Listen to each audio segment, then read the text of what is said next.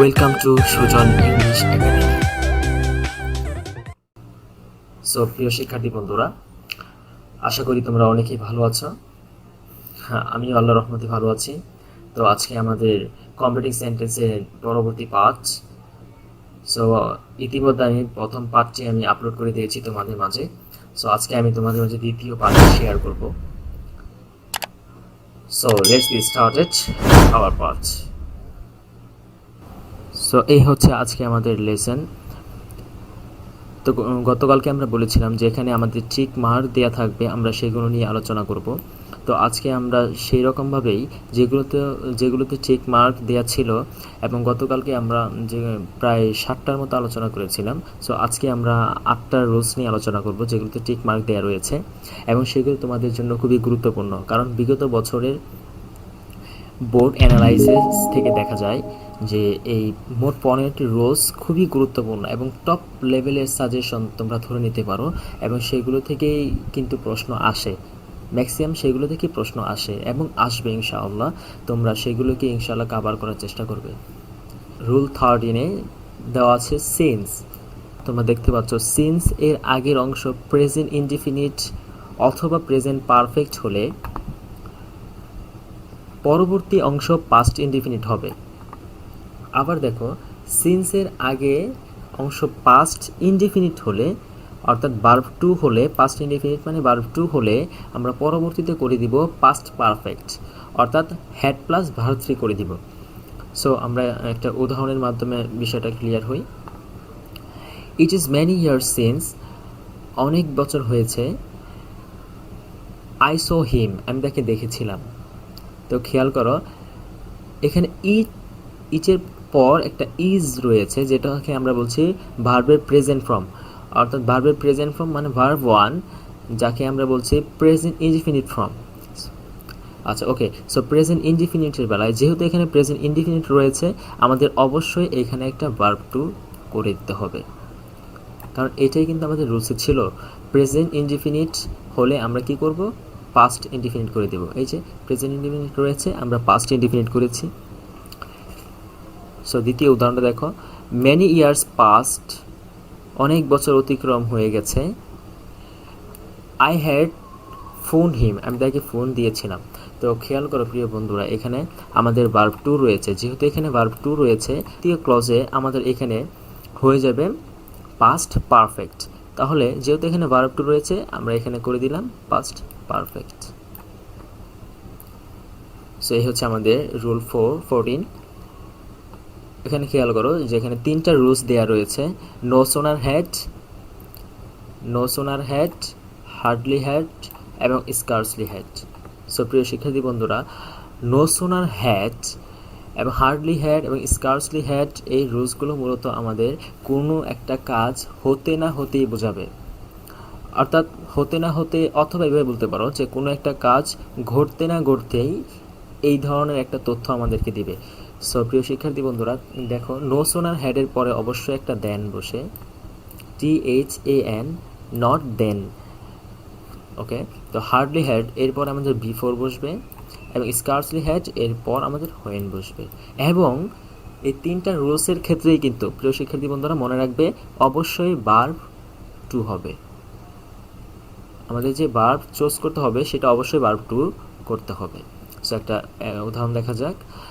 No sooner had he seen the police, সে পুলিশকে দেখতে না দেখতেই, দেন হি রেন অ্যাওয়ে, সে চলে গেল বা পালিয়ে গেল। খেয়াল করো প্রিয় বন্ধুরা, এখানে আমাদের নো সোনার হ্যাড এরপর অবশ্যই কিন্তু একটা দেন এনেছি আমরা, এবং এরপর একটা ভার্ব টু হয়েছে। এই হচ্ছে আমাদের rule 15। So that, in order that, এর অর্থ হচ্ছে যাতে। এর আগের অংশ প্রেজেন্ট ইনডিফিনিট হলে পরের অংশটি হবে সাবজেক্ট প্লাস ক্যান অথবা মে প্লাস ভার্ব ওয়ান অথবা অবজেক্ট। তুমি কিন্তু এখানে কুড অথবা মাইট ইউজ করতে পারবে না। মনে রাখবে প্রিয় শিক্ষার্থী বন্ধুরা, সো দ্যাট এবং ইন অর্ডার দ্যাট এরপরে যে আমাদের ভার্বটা চুজ করতে হবে অবশ্যই ক্যান অথবা মে ইউজ করতে হবে, ভার্ব টু ইউজ করা যাবে না। আবার দেখো, যখন আমাদের থাকবে সো দ্যাট এর অর্থ হচ্ছে যাতে, এর আগের অংশ পাস্ট ইনডিফিনিট হলে আমাকে কিন্তু অবশ্যই কি করতে হবে, কুড অথবা মাইট নিয়ে আসতে হবে। তার মানে বিষয়টা হচ্ছে যদি আমাদের ভার্ব ওয়ান হয়, এখানে যদি আমাদের ভার্ব ওয়ান হয় তাহলে আমরা অবশ্যই ক্যান অথবা মে আনবো, এবং যদি আমাদের ভার্ব টু হয় তাহলে আমরা অবশ্যই কুড অথবা মাইট নিয়ে আসবো। For example, he works hard so that, সে কঠোর পরিশ্রম করে যাতে he can shine in life, সে জীবনে সফলতা অর্জন করতে পারে। সো প্রিয় শিক্ষার্থী বন্ধুরা, খেয়াল করো এখানে ওয়ার্কস, এই যে ওয়ার্কসটা রয়েছে এটা কিন্তু ভার্বের প্রেজেন্ট ফর্ম অর্থাৎ ভার্ব ওয়ান, এটাকে আমরা বলছি ভার্ব ওয়ান। যেহেতু এখানে ভার্ব ওয়ান রয়েছে অবশ্যই সো দ্যাটের পর এই যে একটা গ্যাপ ফিলিং দেওয়া থাকবে, এই গ্যাপ ফিলিংয়ে অবশ্যই এখানে ক্যান অথবা মে আনতে হবে। তো আমরা ক্যান এনেছি। দেখো দ্বিতীয় উদাহরণটা দেখো, he worked hard so that, সে কঠোর পরিশ্রম করেছিল যাতে he could shine in life, যাতে সে সফলতা অর্জন করতে পারে।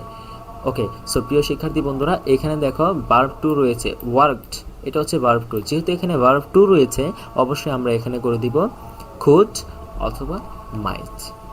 আরেকটা বিষয় মনে রাখবে প্রিয় শিক্ষার্থী বন্ধুরা, সো দ্যাটের পর কখনোই নট বসে না। এ হচ্ছে আমাদের rule 16। So dot dot that এর অর্থ হচ্ছে এতই যে। তো সো ডট ডট দ্যাট এবং সো দ্যাট এই দুটো রুলস কিন্তু সেম।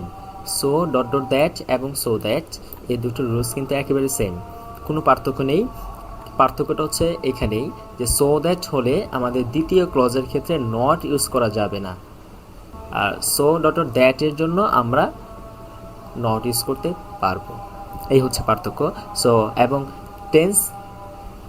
টেন্সটা সেম একই আগের মতোই, রুল 15-এর মতোই আমরা যেরকম এখানে দেখেছিলাম সেম রুলসটাই কিন্তু এখানে প্রয়োগ হবে।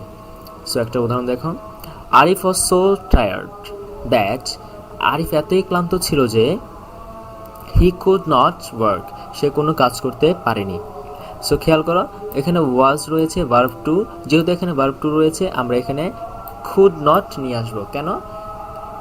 কারণ এই কারণেই আমরা নিয়ে আসবো, বলেছিলাম যে সো ডট ডট দ্যাট হলে এর অর্থটা একটা নেগেটিভ অর্থ দিবে, এর অর্থটা হবে একটা নেগেটিভ অর্থ যেখানে আমরা নট ইউজ করব, অর্থাৎ সো ডট ডট দ্যাটের ক্ষেত্রে অবশ্যই আমরা একটা নট ইউজ করব, এটা মাথায় রাখবে।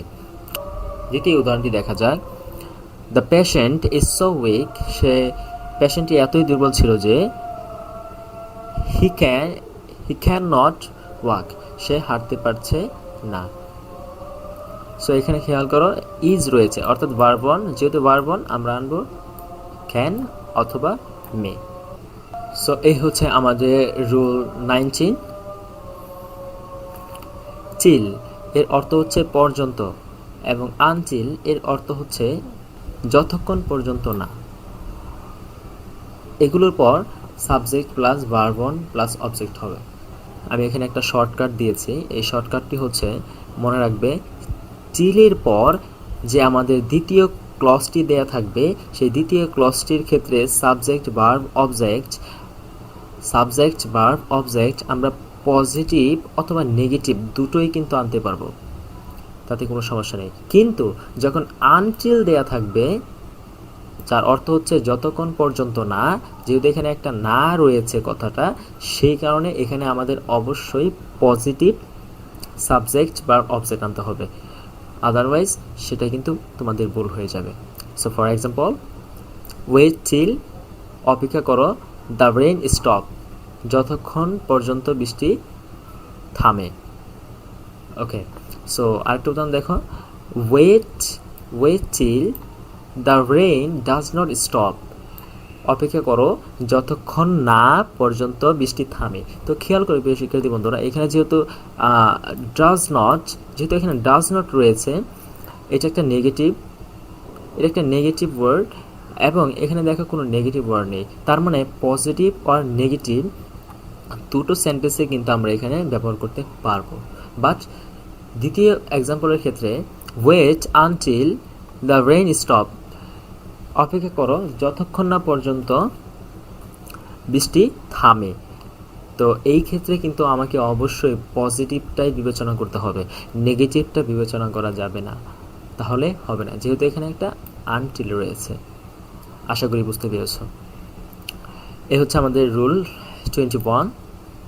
অ্যাজ সোন অ্যাজ এর অর্থ হচ্ছে যেই মাত্রই না, অথবা দো অলদো এর অর্থ হচ্ছে যদিও। এই ধরনের সেন্টেন্সের ক্ষেত্রে মনে রাখবে প্রিয় শিক্ষার্থী বন্ধুরা, উভয় পাশে একই টেন্স হবে, অর্থাৎ অ্যাজ সোন অ্যাজ এবং দো অলদো এর উভয় পাশেই টেন্স একই হবে বা সমজাতীয় টেন্স হবে। যেমন for example, as soon as he got the news, যত শীঘ্রই যেই মাত্রই না সে খবরটি পেল, he went to his village, সে গ্রামে চলে গিয়েছিল।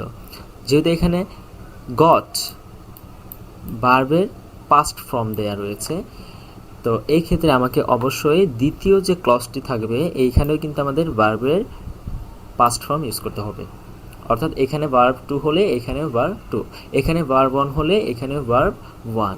দ্বিতীয় উদাহরণটি দেখো, দো জিম অ্যান্ড জেলা ওয়ার নিডি, যদিও জিম এবং জেলা অতি দরিদ্র, দে লিড হ্যাপি কনজাগল লাইফ, অর্থাৎ তারা সুখী দাম্পত্য জীবনযাপন করেছিল। সো প্রিয় শিক্ষার্থী বন্ধুরা, এখানে ওয়ার রয়েছে, যেহেতু এখানে ওয়ার রয়েছে আমরা কিন্তু এখানে ভার্ব টু করে দিব, অর্থাৎ এটাও যেহেতু ভার্ব টু আমরা এখানেও কিন্তু করে দিব ভার্ব টু। যদি আমাদের এরকম হতো, দো gym is needy, he is happy, তাহলে কিন্তু সেটাও ঠিক ছিল, কারণ এখানে যদি ভার্ব ওয়ান হয় তাহলে এখানেও কিন্তু আমাদের ভার্ব ওয়ান করতে হবে। সো এই ছিল আমাদের 21 নম্বর রুলস। সো এই হচ্ছে রুল 23, যেটা হচ্ছে relative pronoun. So relative pronoun বলতে বোঝায় হু, হুইচ, দ্যাট, এই তিনটিকে, যার অর্থ হচ্ছে যাকে অথবা যেটা। হু, হুইচ, দ্যাট কাদের ক্ষেত্রে আমরা ব্যবহার করব? হুইচ ব্যবহার হবে ব্যক্তিবাচক শব্দের সাথে এবং হুইচ ব্যবহৃত হবে কোনো বিষয়বস্তু বোঝালে, এবং দ্যাট ব্যবহার হবে কোনো বস্তুবাচক শব্দের ক্ষেত্রে। সো এখানে আমরা একটা স্ট্রাকচার দেখতে পাচ্ছি, subject plus verb, subject plus verb plus relative pronoun থাকলে দ্বিতীয় ক্লজে হবে who, which, that plus verb plus object. Okay, so for example, I saw the man, আমি একজন মানুষকে দেখেছিলাম বা আমি একজন ব্যক্তিকে দেখেছিলাম, হু ওয়াজ ওয়াচিং মুভি, সে ছবি দেখছিল। যে দ্য ম্যান রয়েছে, যেহেতু এখানে দ্য ম্যান রয়েছে, এখানে দ্য ম্যানটা হচ্ছে সিঙ্গুলার, যেহেতু ম্যানটা সিঙ্গুলার আমরা ভার্বটাকে ব্যবহার করব সিঙ্গুলার, সিঙ্গুলার সাবজেক্ট। তো সিঙ্গুলার সাবজেক্টের জন্য আমাদের কিন্তু সিঙ্গুলার ভার্ব ইউজ করতে হয়। আর যেহেতু একজন ম্যান একজন ব্যক্তি, আমরা ব্যবহার করলাম হু। আর যদি আমাদের এখানে এরকম হতো, ম্যান না হয়ে যদি এখানে এরকম হয়ে যেত আই স দ্য মেন, অর্থাৎ MEN হয়ে যেত, মেন হয়ে যেত, এই ক্ষেত্রে আমরা ব্যবহার করতাম এখানে ওয়াজ ব্যবহার না করে আমরা করতাম were, who were watching movie. So এই হচ্ছে আমাদের রুল 24, যেটা হচ্ছে প্রবাদ। প্রবাদ বাক্যের ক্ষেত্রে আমাদের একটা স্ট্রাকচার দেওয়া থাকতে পারে সেন্টেন্সে, কমপ্লিট সেন্টেন্সে, সেটাকে আমাকে অবশ্যই ফিল আপ করতে হবে। আর মনে রাখবে এটা কিন্তু খুবই সহজ, যদি প্রবাদ বাক্য দেওয়া থাকে তাহলে সেটা খুবই সহজে তুমি করতে পারবে, কারণ যে কোনো প্রবাদ বাক্যই কিন্তু তুমি দ্বিতীয় ক্লজে ব্যবহার করলেই তুমি মার্কস পেয়ে যাবে, যে কোনো প্রবাদ বাক্যই হোক তুমি ইউজ করলেই মার্কস পেয়ে যাবে। সো ফর এক্সাম্পল আমি এখানে দেখো কতগুলো স্ট্রাকচার দিয়েছি, যে এই স্ট্রাকচার অনুযায়ী আসতে পারে অথবা কোনো একটা প্রবাদ দিয়েও কেবলমাত্র আসতে পারে। একটা প্রবাদের কিছু অংশ দেয়া থাকবে, পরবর্তী অংশটা আমাদেরকে ফিল আপ করতে হবে, এইভাবেও থাকতে পারে। সো একটা উদাহরণ দেখো, আ প্রভার্ব গোজ দ্যাট, একটা প্রবাদ রয়েছে, যে কোনো একটা প্রবাদ এখানে তুমি অ্যাড করতে পারবে। এই যে এইখানে, এইখানে, এইখানে, যে এখানে তুমি যে কোনো প্রবাদই কিন্তু অ্যাড করতে পারবে। আমরা এখানে ইউজ করব ধরো time and tide wait for none, এখানে করতে পারো there is a proverb that good for nothing, এখানে একটা প্রবাদ ইউজ করতে পারো it goes without saying that, একটা প্রবাদ রয়েছে যে সেই প্রবাদটা কি ইউনিটি ইজ স্ট্রেংথ। সো এই ধরনের অসংখ্য প্রবাদ তুমি ব্যবহার করতে পারবে। তো এখানে একটা এক্সাম্পল দেখো, a proverb goes that necessity knows no law. So তুমি যে কোনো প্রবাদ কিন্তু অ্যাড করতে পারবে। সো প্রিয় শিক্ষার্থীরা, এই ছিল আমাদের আজকের গুরুত্বপূর্ণ লেসন। আর এই গুরুত্বপূর্ণ লেসনের পর আমাদের থাকবে প্র্যাকটিস সেশন। আর এই প্র্যাকটিস সেশনে আমরা বিভিন্ন বিভিন্ন রুলস অনুযায়ী সেগুলো আমরা প্র্যাকটিস করব এবং সেই অনুযায়ী সঠিক অ্যান্সারটা কি হবে সেটা ফাইন্ড আউট করার চেষ্টা করব। সো প্রিয় শিক্ষার্থী বন্ধুরা, তো তোমাদের সুস্বাস্থ্য কামনা করে আমি আজকের মতো বিদায় নিচ্ছি। সো তোমরা ভালো থেকো, সুস্থ থেকো এবং আমার জন্য দোয়া করো। আল্লাহ হাফেজ, টাটা, বাই বাই।